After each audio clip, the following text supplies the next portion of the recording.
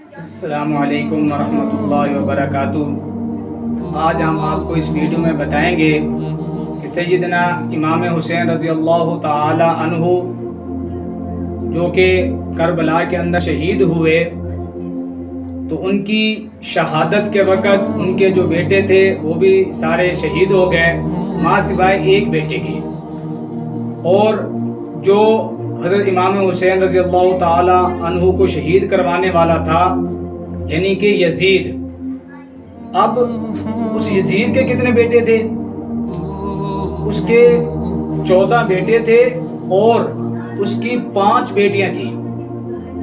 اب امام حسین رضی اللہ تعالی عنہ جب کربلا میں شہید ہوئے، ان کے ساتھ ان کے بیٹے بھی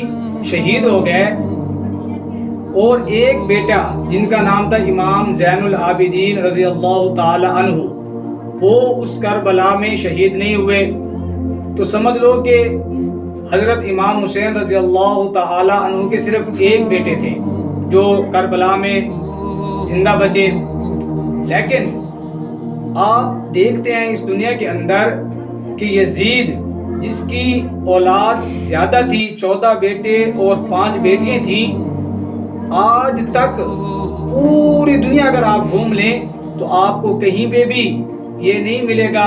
کوئی آدمی یہ کہتا ہوا نہیں ملے گا کہ وہ یہ کہے کہ میں یزید کی نسل سے ہوں یا میں جو ہے نا یزید کی لڑی سے ہوں۔ کوئی بھی ایسا آپ کو آدمی نہیں ملے گا۔ لیکن امام حسین رضی اللہ تعالی عنہ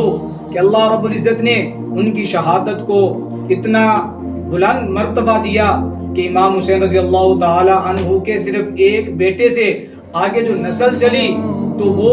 پوری دنیا کے اندر پھیلی۔ آج آپ دیکھتے ہیں کہ پوری دنیا کے کسی بھی کونے میں جائیں گے تو جو سید السادات ہیں، سید خاندان ہے، حضرت امام حسین رضی اللہ تعالیٰ عنہ کی نسل سے چلنے والا یہ خاندان، جو کہ رسول پاک صلی اللہ تعالیٰ علیہ وآلہ وسلم کا خاندان ہے، کیونکہ ہمارے نبی کریم خاتم النبیین صلی اللہ تعالی وسلم کی جو لڑی چلی وہ